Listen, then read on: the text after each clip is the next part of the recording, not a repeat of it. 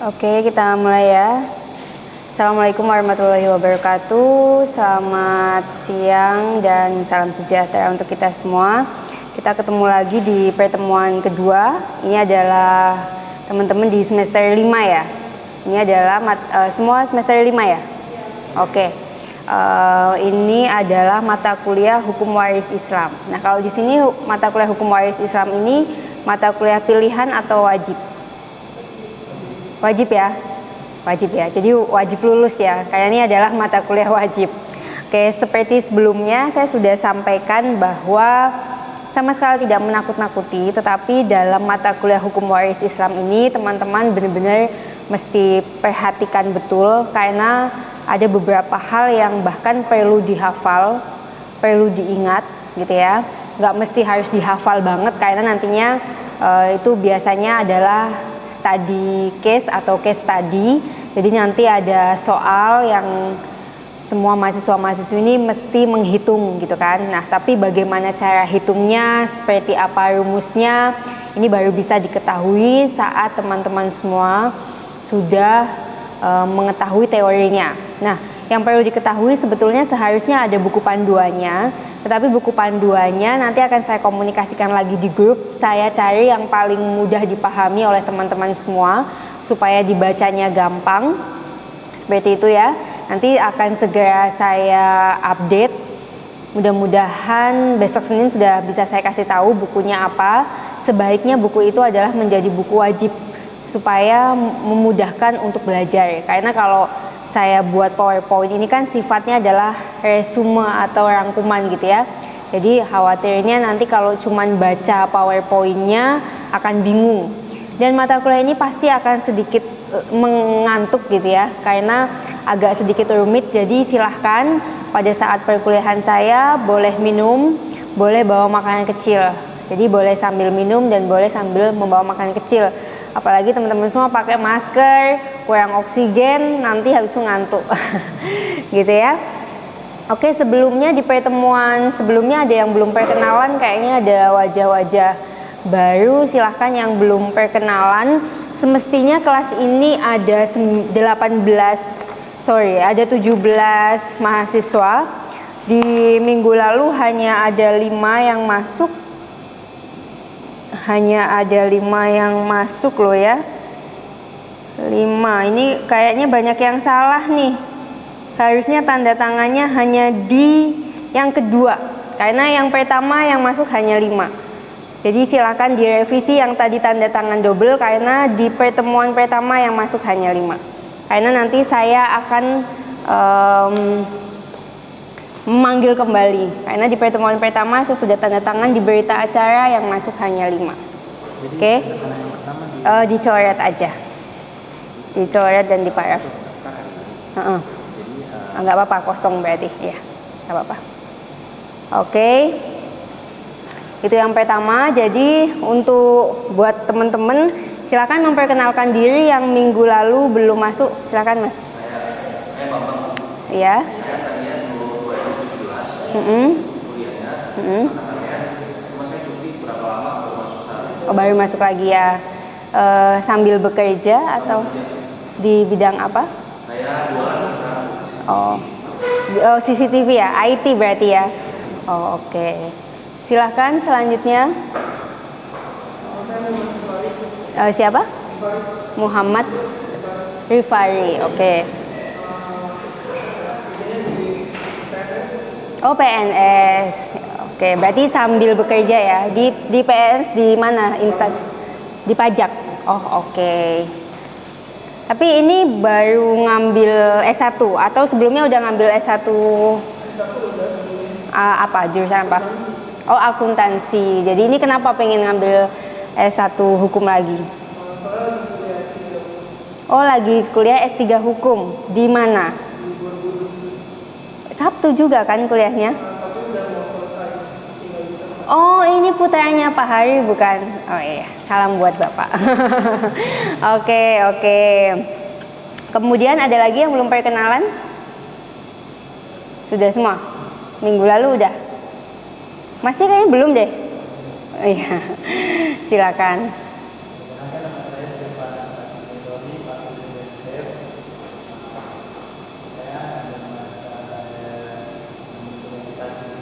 Ya, sambil bekerja? Oh belum ya, oke. Kuliah aja ya. Masnya? Siapa? Panggilannya? Rio, oke. Sambil bekerja atau fokus kuliah aja? Di bidang apa? Oke. Semua yang lain udah ya? Oke, ini adalah mata kuliah Hukum Waris Islam.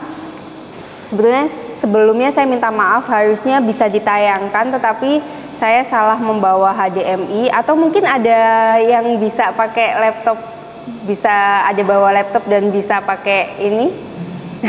Jadi saya pinjem nih. Atau ada yang bawa HDMI atau laptopnya bisa menggunakan. Aku kayaknya nggak ada. Nggak ada ya? Iya sih.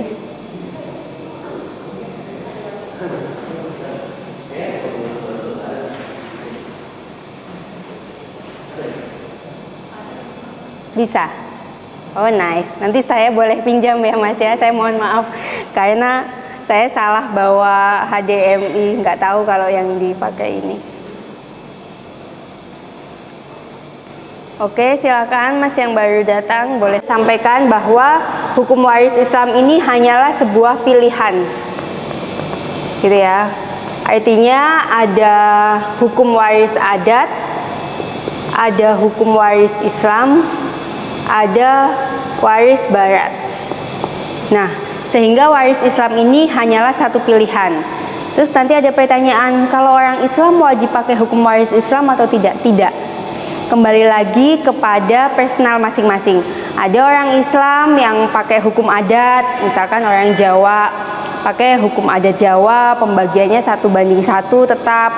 Kalau waris Islam 1:2, 1 untuk perempuan, 2 untuk laki-laki dengan pertimbangan laki-laki menafkahi keluarganya. Kemudian kalau waris barat juga kurang lebih sama, jadi tidak ada yang membedakan antara laki-laki dan perempuan. Nah, masuk pada jalan pembagian waris Islam, nanti mungkin teman-teman akan agak bingung nih. Nah, untuk hukum waris Islam itu kita akan menentukan ahli warisnya. Jadi kalau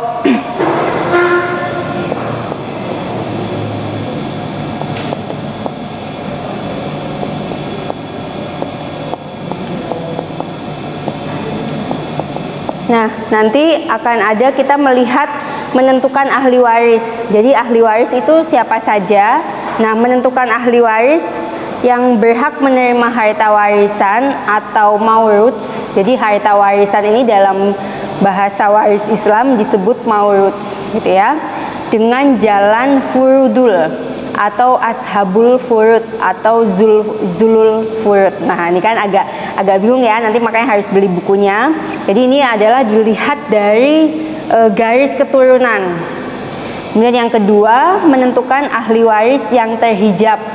Nah, nanti saya jelaskan. Kemudian menentukan ahli waris asobah.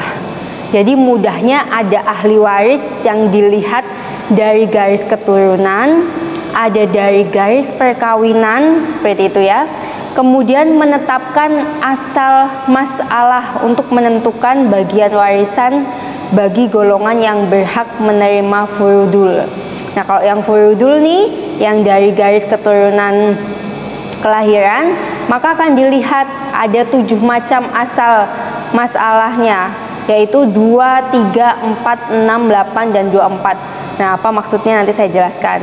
Tergantung kepada angka penyebut masing-masing ahli waris yang masuk dalam golongan zulul furud. Nah, nggak apa-apa, bingung dulu, karena memang kalau kita belajar dalam filsafat itu kita harus bingung dulu, baru nanti di dalam kebingungan itu ketemu persimpangan untuk memahami. Oke?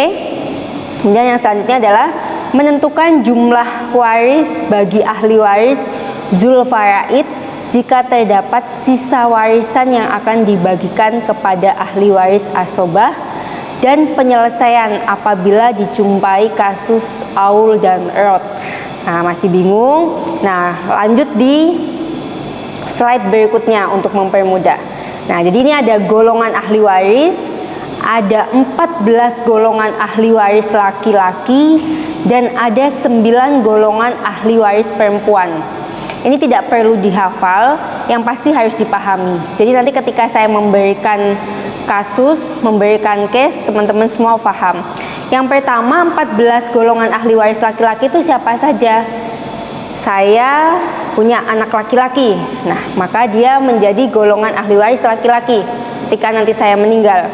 Karena namanya warisan itu baru bisa disebut warisan ketika orangnya sudah meninggal. Jadi kalau saya membuat akta pada saat nanti saya meninggal, itu namanya wasiat.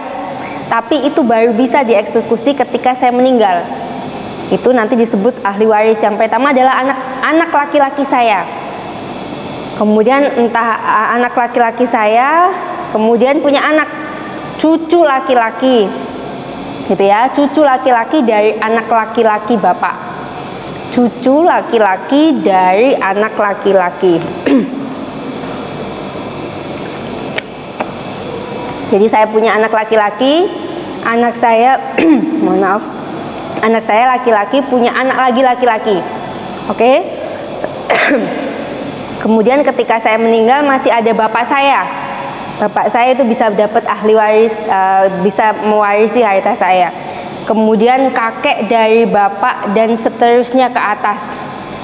Oke. Kemudian saudara laki-laki sekandung. Kemudian saudara laki-laki sebapak.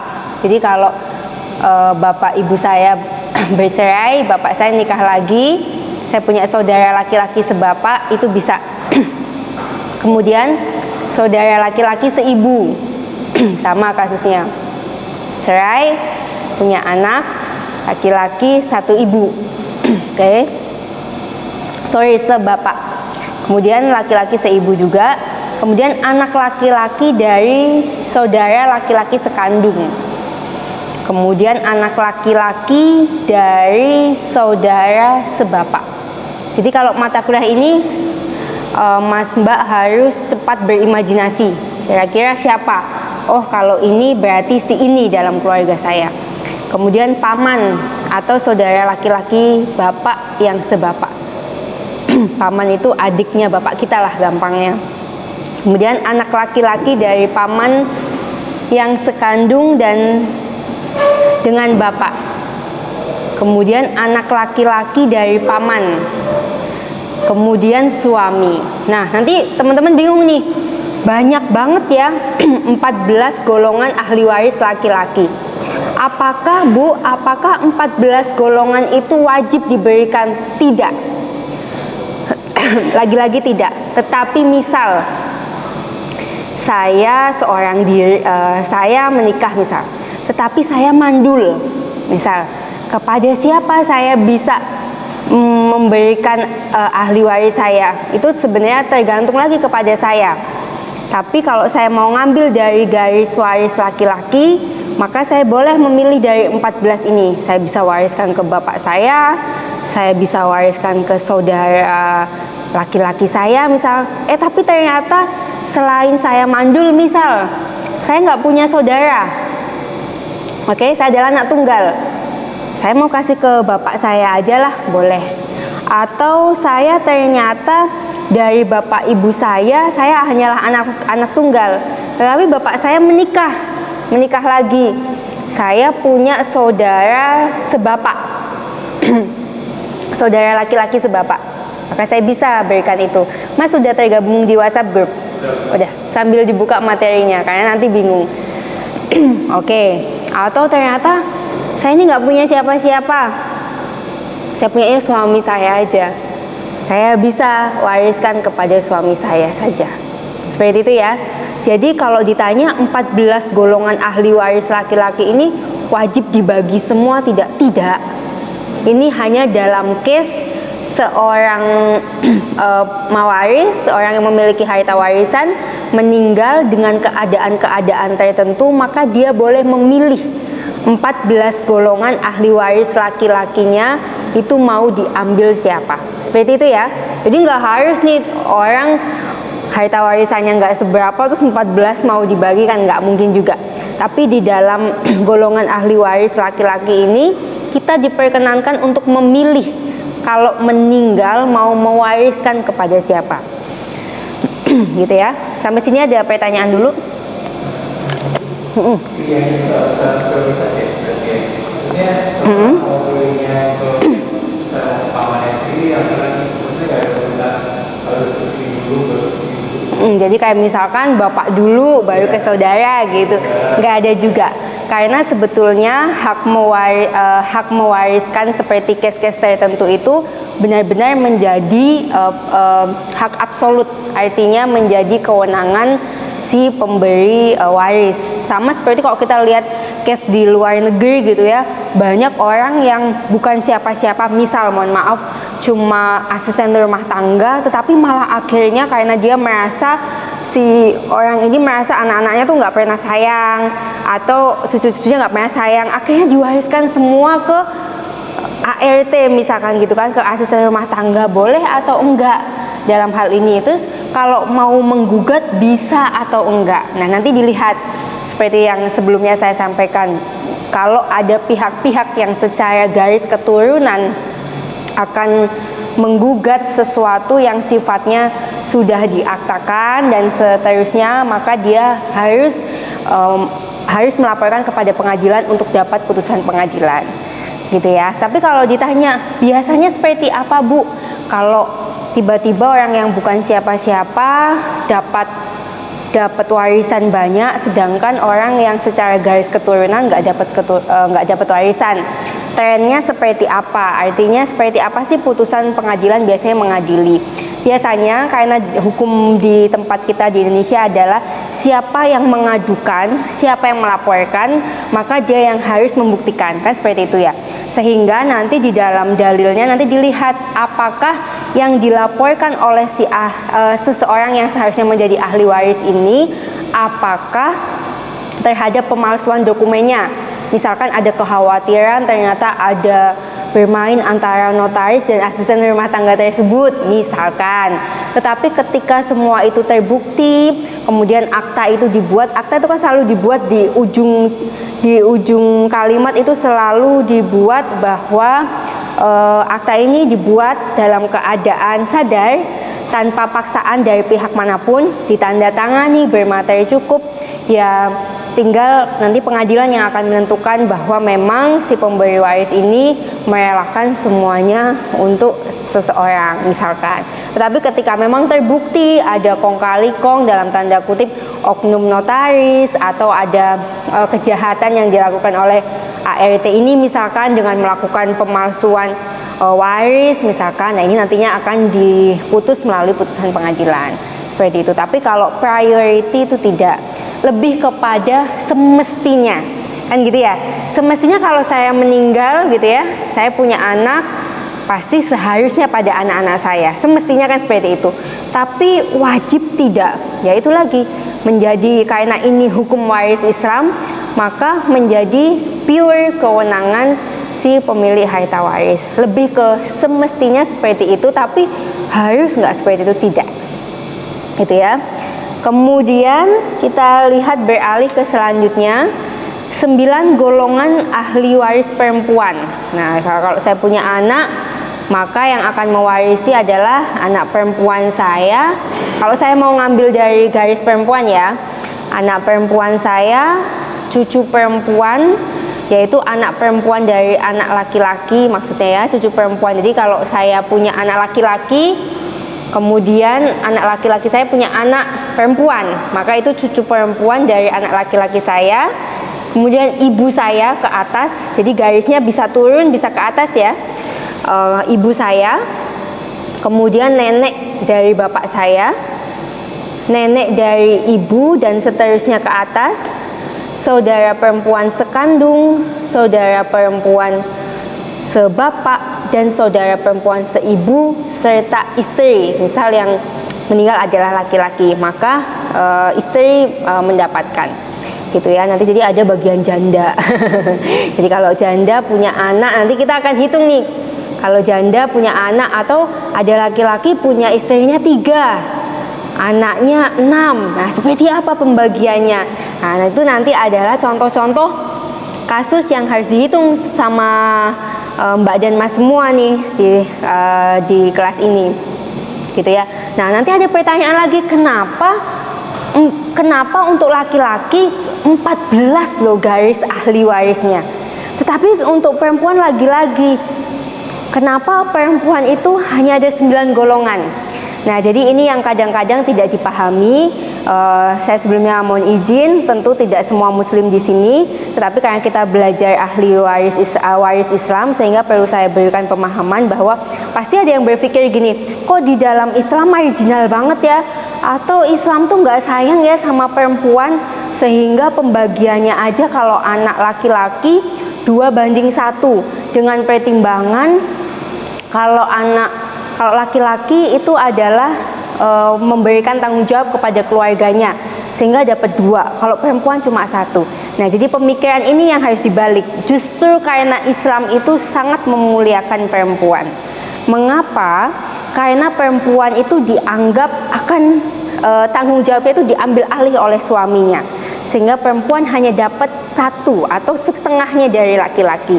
Bukan karena Islam itu menganggap laki-laki itu lebih mulia daripada perempuan, semuanya sama, tetapi justru karena Islam memandang perempuan ini sudah diambil tanggung jawabnya oleh laki-laki, sehingga laki-laki dalam hal ini diberi bagian yang lebih banyak dengan alasan karena dia yang akan menafkahi rumah tangganya, dia yang akan mengambil tanggung jawab terhadap rumah tangganya. Dan perempuan dimuliakan dengan mendapat bagian yang lebih sedikit, tetapi sudah diambil alih oleh si imamnya. Seperti itu ya. Jadi pola pemahamannya yang dibalik. Sama yang laki-laki nih, kalau ahli waris laki-laki 14 gitu ya, tapi kalau perempuan cuma 9 golongan.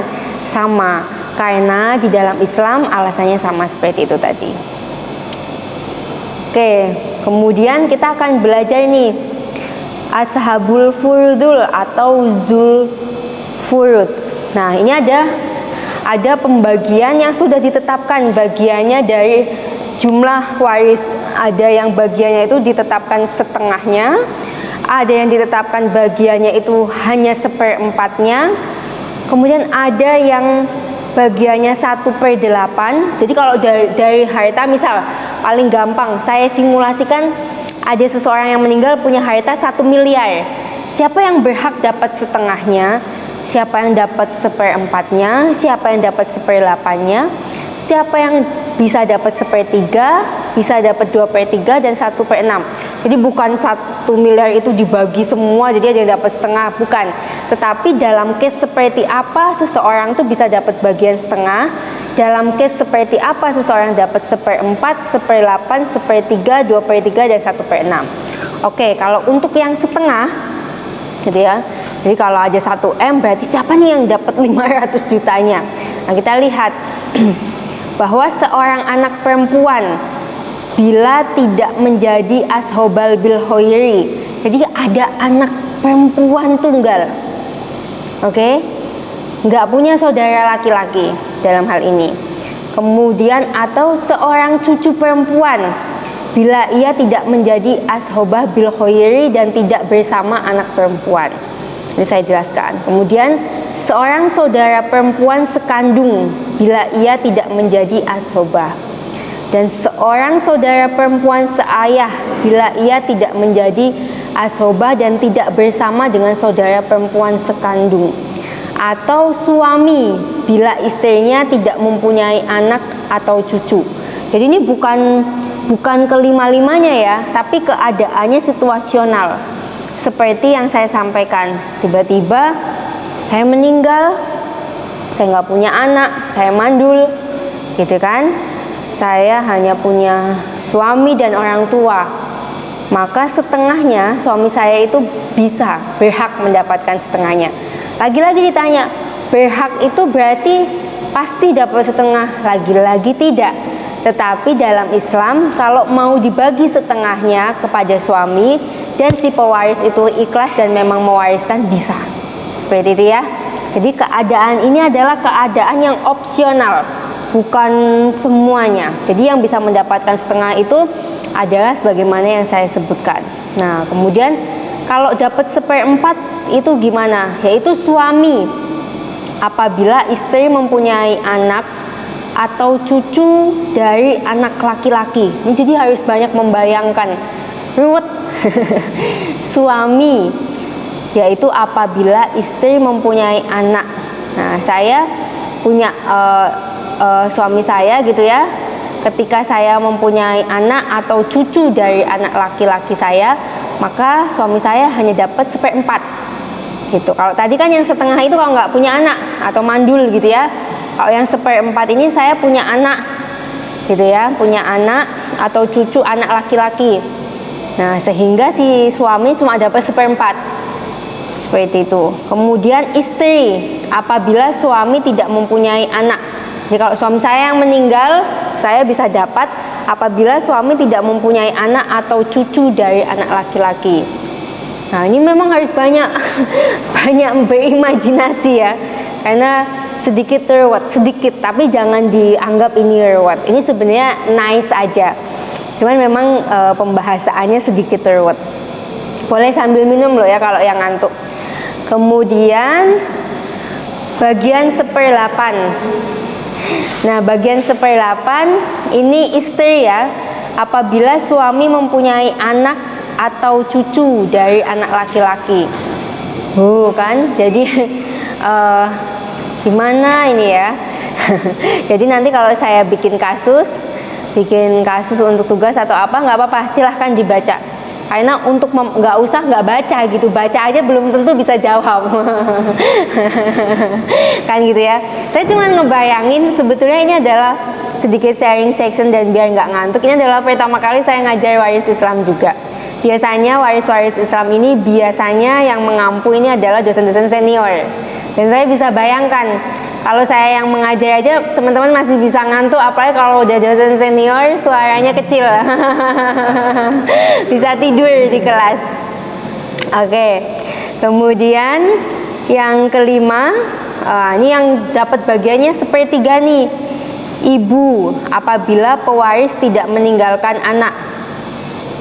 Gitu ya. Jadi saya punya ibu, saya nggak punya anak gitu ya.